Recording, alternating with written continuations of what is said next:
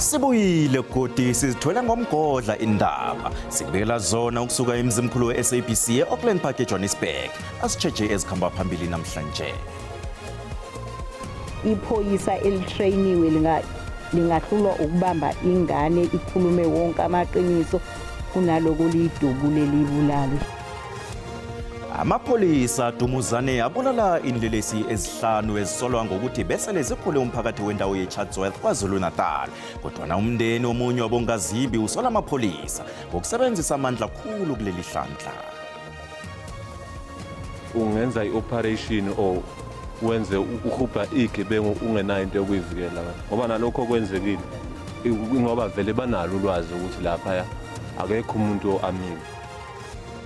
Umndeni welinye labogadi abasiza amapholisa ukulwisana nobulelesi uyalila uthi ngathana abogada nabo banikelwa ingidi inkombana benza umsebenzi oyingozi. Bakutsho lokhu nabeka khuluma noNdunankulu wesifunda uBanyaza Lisufi nabeka zokuhlola isibhedlela.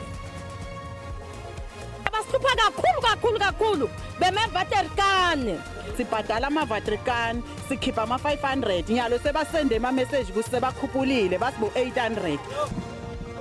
Izakhamuzi zenasi zithi zidiniwe kuhloga amanzi zithi zineminyaka eli-17 zinganamanzi sekwanele kwanje. We don't have fear to play that game of tomorrow.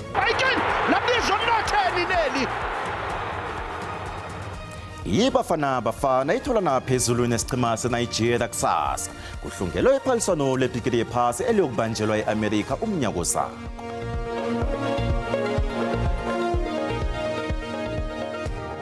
Indaba azihlangani kodwa ngamathunzi ziyahlangana. Kibone ngamkele babukeli nginethulele indaba ngelimi lesindebele. Lamibizo ngingithulani bongo. Sitshaba sekosi.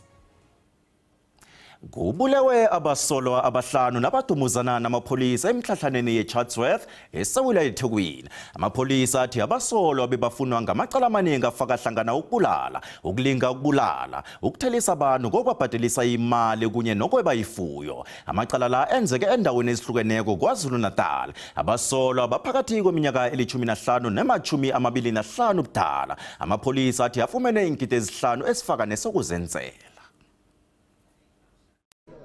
Izakhamuzi emhlahlaneni iPalm House eChatsworth sivuso lijada lengidi dumuzana amapholisa nabasola. Amapholisa athi iphenyo labo libalethe lapha. Kusola ukuthi abasolwa bebabhaca endaweni le ngemva kokulelesa. Amapholisa athi nakazibuyiselelako ababulala bobahlana abasola. Hlangana nabasola bekunolwandile sibiya ngeminyaka eli-15 ubudala. Umndeni wakhe ukholwa bona amapholisa bekahlome khulu. Ukusiphathe kakhulu siwumndeni ngoba nje sinembuzo esiyibuzayo kona ukuthi njengoba sithola ukuthi badutshulwa amaphoyisa.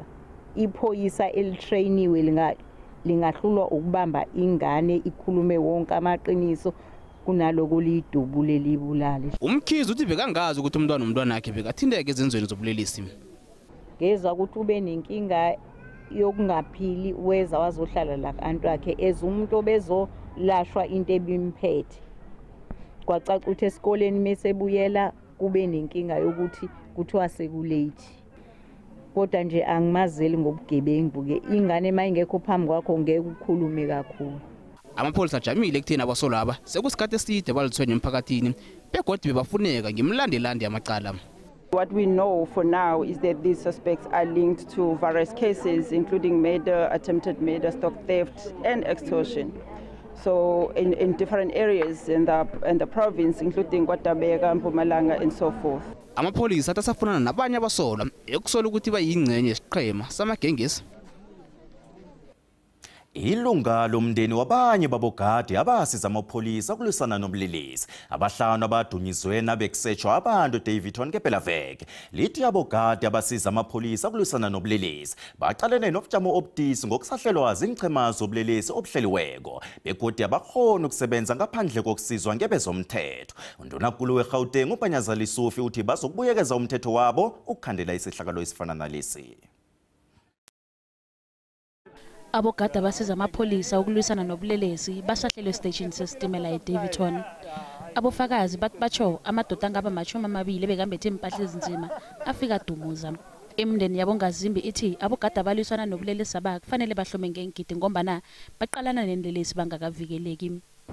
Ungenza i-operation or wenze uhubha igebengu ungenayo into yokuyivikela ngoba nalokho kwenzekile ngoba vele banalo ulwazi ukuthi lapha akekho umuntu oamile. Undunankulu Panyaza Lisufu vakatshela abongazimbi abalimeleko. Ababili basewadini labalimele okubabazekako, ababili bayalulama kanti munye selaphumile esibhedlela. I appreciate their courage. I appreciate that they took a bullet on behalf of all of us. Abongazimbi abasindileko bathotshwa umkhumbulo. Kanti uLisifu uthi bayabandulwa ngengidi kodwa na ukunikelwa kwabengidi kufanele kukhambisane nomthetho. Izakhamuzi zenasi kumasipalata wenkomazi eMpumalanga zingenelwe umtshagalo ngonobangela womhlago wamanzi kanti bavale indlela ezisebenza khulu ezijinga emkhawulweni weMozambique neweSwatini. Izakhamuzi zithi sele zineminyaka eli-17 zihloga amanzi kanti basola umasipalata ngokusebenzisana nabantu bamatraka athutha amanzi ngombana bayazuza pheze zindawo ezilikhomba ezithindekako ngomhlago wamanzi. Kusetshenziswe amatshe nenye iququ ukuvala indlela ezinye ezisebenza kakhulu endaweni le. Indlela lezi zichinga emikhawulweni emibili weMozambique neweSwatini begodu kuvalwe nesithabathaba sentolo kunye namanye amabhizinisi. Izakhamuzi zithi batsho abantu abathela amanzi ngibo abona ipipe elikhulu elisetshenziswa ukusabalalisela indawo ezamanzi. Bathi selekhe babamba imihlangano embalwa kodwana akunanto ephumelelako. Bekune meeting last week on Tuesday. Lapho khona bathembise khona ukuthi bayowamisa amazivaterikani. Sathi uma siphuma emhlanganweni amazivaterikani abe acala le. Sathi uma sibatshela lo phethe Mr Nyakana wathi nasekungetulu kwemandla akhe asibone ukuthi senda njani. Izakhamuzi zithi kwanje kwanele. Labasihlupha kakhulu bemevaterikani bayale eplanti yethu le bayofola khona emandanga ngene ethangeni. Sibhadala amavaterikani sikhipha ama500 nyalo sebasende ama message ukuthi sebakhuphulile basibo 800. Uma ufuna kunatha amanzi ufuna uyothi ukhiphe 500 ngaphandle kwa500 kude manje. Nakusenjalo umasipalata wenkomazi uthi ukuzidosela amanzi ngokungemthetho kunye nabantu abathengisa amanzi ngibo ebabanga intshijilo zamanzi. Onyalo lokwendekile sivalile la kufanele ukuthi khona kusosa khona emanzi esiphe njengoba bese bekuvunyelwene ne-community for the next 7 days angeke bakhona ukuthi ba-access emanzi labantu abathengisa bawathengisele bantu but banayo i-alternative yokuthi bangawu-accessa kuphi kodwa la kulomhlamo wasenasi. Izakhamuzi zithi zizokuragela phambili nokuchagala ukufikela lapha undunankulu uMandla Ndlovu alalela khona inlilo zabo. Nasibuya entolo. Sengikhale kakhulu. Yonke into yamhlengi ngalesasikhathi yayisisivele nje ubona ukuthi akuzusurvive lutho. Uyalila umhlengi Dumisa ufuna ubulungiswa wangena esibhedlela lila ngamathumbu wabuya sele aqundwe emkhono nemlenze.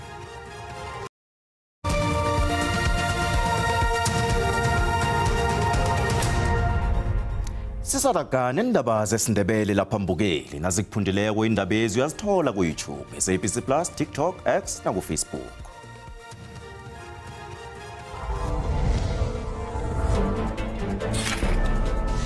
Ingaba ufuna ukuhlala unolwazi kwaye uqonde ngokusingqongileyo ungaxhalabi sakuphakela ziqhuma ngobunjalo bazo. Ukufumana indaba ezithothe entla inkqubo zenkundla indibano epalamente kwakunye namagqabantshintshi namajelo endaba singalibalanga izindlu zowiso mthetho zamaphondo. This morning that there was a fire that was taking place. AkasikwaMaqala athweswe wona nomzana uSikhosana icala lokwakha itulo lokubulala. Kuya kuloba kamaphorisa ya 3 lava va kongomete ndzawini ta le Limpopo. Divana nam uKholosa Lubisi uNonkanyezi apha ku DTT channel SABC lihaye kunye ne-SABC Plus app rhoqo ngomvulo ukuya ngoLwesihlanu ngentsimbi ye-9 kusasa.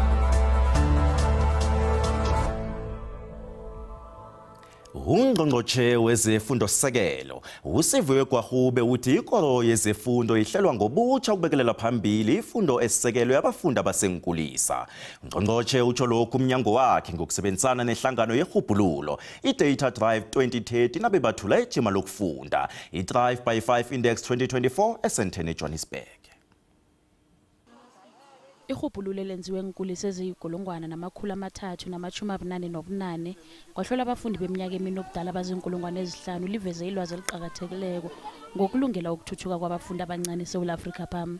We have to ask ourselves the question, between 3-year to 5-year-olds, are they meeting the right cognitive development milestones? Because those foundations are what set children up to be able to read and read for meaning. We can't obsess about whether or not children are taking maths and science and if they're performing well if we don't get these foundations right. Ijimeli likhambisana nelanga lamazwe ngamazwe lokukhuthaza ukufunda ebantwaneni ekugandelela ukuqala kokuqhakatheka kokuthoma ukufundisa abantwana abasesebancane emabangeni aphasi wefundo esisekelo. Ekhasini lethu leFacebook sibuze ukuthini sabafundela abantwana indatshana na asizwe umbono wakho.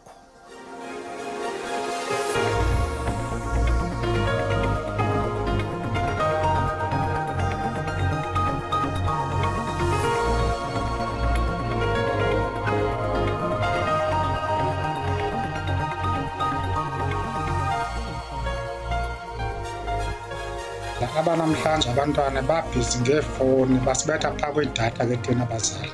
Ngisabafundela kakhulu nje futhi ngihlale nabo phansi. Sekungumsebenzi wami ofundela abantwana incwadi ndibafundela insuku zonke. Ya khona ngiyabafundela mara kuba busy.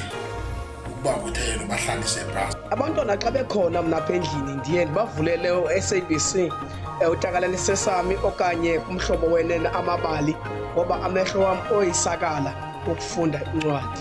Mkhathi mari incwajana zesekhona namkha impele abantwana manje sebabhizi khulu ngamafoni. Yabathanda amafoni namabona kude indatshana ngeze bakulalela umuntu bafundela indatshana. Angeke ngakhuluma mampupha ngithi labantu ngiyabafundela izincwadi cha bayayifundela bona nje. Abazali abaningi bayafisa ukufundela abantwana babo indatshana kodwa namkhathi generation yamanje ayisavumi. Angeze wabafundela incwadi. Bathanda amafoni khulu nabo Popeye. Ngibafundela khulu abantwana ngekosini namaphethelo. Bengibaqoqele nenrolwana. Mbono ngeumbukeli SABC ayizokuthwasa umlando wokuziphendulela kombono wombukeli. Mbukeli siyelelisa benhliziyo ezibuthakathaka ukuthi bachite kancane. Umndeni kaMhlengi Dumisa oneminyaka emachumi amabili ubudala welindelani KwaZulu-Natal ufuna ubulungiswa. UDumisa wangena esibhedlela iKing Edward eThekwini ngo-2017 ngemva kokulila ngamathumbu. Kusolwabona wathi ungena esibhedlela abodokotela bathi kufanele ukusikwa. Ngemva kokusikwa ubujamo bakhe bathwelela. Umndeni wakhe watshelwa bona kufanele asikwe ezinye izitho zomzimba ukuphephisa impilo yakhe. Umndeni uthi akhange watshelwa inzathu zokusikwa izandla zakhe. Basola ubuhlapha besibhedlela. Sengikhale kakhulu. Ngikhale kakhulu. Mayathiwa ngitshela iqiniso. Ngikhale isikhathi eside impendulo ngayitholi. Ngikhalile kwanele. Umhlengi Dumisa oneminyaka engamashumi amabili uthi uphoqelekile ukuthi aphile nezinhlungu. Uthi ngesikhathi eya esibhedlela odokotela baqale basola ukuthi unesifo seTB yesisu babe sebephakamisa ukuthi akahlinzwe nokwagcina kwenzekile. Ngemuva kokuhlinzwa waba nenkinga yokuphefumula waphuthunyiswa egunjini labagula kakhulu. To tell you yonke into yamhlengi ngalesikhathi ayisisivele nje ubone ukuthi akuzusurvival lutho wonke amalimi zakhe ezandla nenyawo. Ngase ngibona ukuthi akuzusurvival lutho inyawo nje nje sesithombeni ngeke ngize ngikwazi ukusichaza. Umama kaMhlengi uthi ngemuva kwezinsuku ezimbalwa ephumile egunjini labagula kakhulu isimo sakhe saya ngokuba sababucayi kakhulu kunakuqala. Ngaleso sikhathi ke kuthiwa odokotela bathi akanqamulwe izandla nezinyawo ukuthi kuyenzeka ukuthi uyalungisa konakala. At the end of the day you have to ukuthi ube held accountable for isituation yokuthi yebo bekuthi uyalungisa konakala ungabe usuka msulwa nje ube msulwa nje. Imizamo yokuthola ukuphawula kumnyango wezempilo esifundazweni ayizange iphumelele. Umhlengi uyavuma ke ukuthi yize impilo yakhe ingeke esaphinde ifane. Kepha ke azama ukwenza manje ukuphokophela phambili ngenhloso yokuthola ubulungiswa ekugcineni. Okunye ke okubalekile kumhlengi ukuphuthula izifundo zakhe ukuze ezokwazi ukuqhuba noma ke afeze iphupho lakhe lokuba ummeli. NginguSimphiwe Makhanya wezindaba ze-SABC ngiselindelani.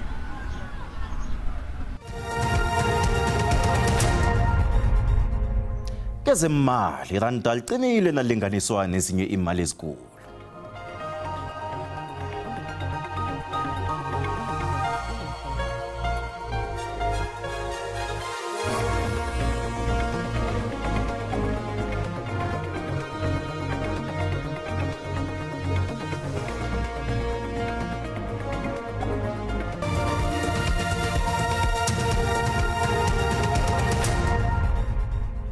Umbanduli weBafana Bafana uHugo Broos uthi basese nomsebenzi omkhulu ekufanele bawuqedelele namafuna ukuzithola abadlala ephaliswaneni leBhigiri yephasi ngomnyaka ozako. iBafana yokubambana neNigeria kusasa entambama eFree State Stadium emidlalweni yokuhlungela iBhigiri yephasi. iBafana bafanele amathuba amaningi okuzitlolisela indawo eBhigirini yephasi yangomnyaka ozako eyokubanjelwa eAmerica, eCanada kunye neMexico. Bafana nengawuthuma lo mdlalo kusasa yokuqinisa amathemba wayo ukuqualifyela iBhigiri le ngomnyaka ozako. Umbanduli uyavuma ukuthi kuqhakathekile ukuthi bawuthumba umdlalo wakusasa. When you see the players there, they all play abroad in big teams in Europe, so that means there is quality. But we don't have fear to play that game of tomorrow. I think we make a fantastic qualifier still now. Ukapteni wesiqhema uthi nanyana bangasingaphasi kwegandelelo elingako bazimisela ukubuya nawo amaphuzu amathathu njengomana basesiqongolweni ku-Group C bachiya iSuper Eagles ngamaphuzu amathathu. We shouldn't put too much pressure on ourselves to get it done, but it will mean so much to get it done as early as possible. But we should just treat it like another game and play like we've been playing, have the same mentality, have the same team spirit. Umdlalo yokuthoma nge-hour lesithandathu entambama.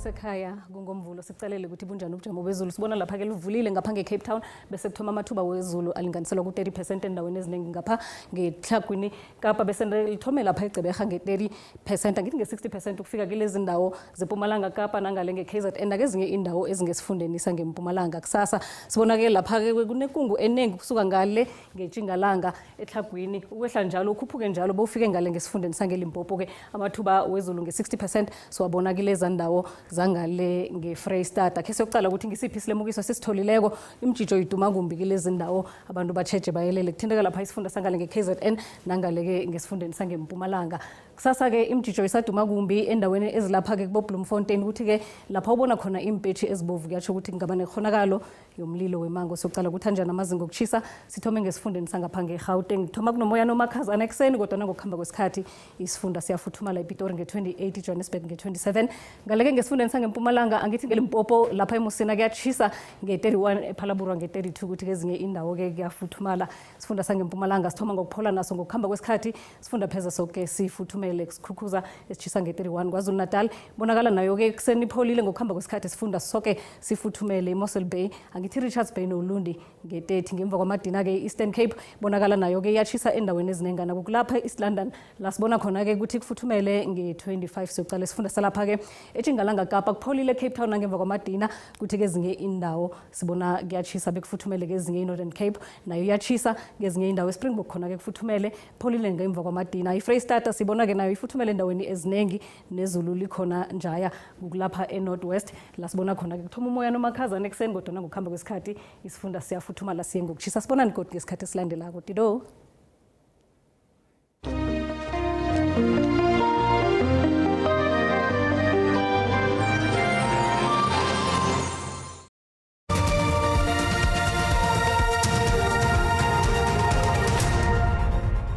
Ukuthokozela inyanga yamagugu sintshiya nenthombe zomnyanya wequde la kwaSomakhawula eGembock emzimuhle ngempela veki sasa zikhona indaba zeSiswati ukhubongile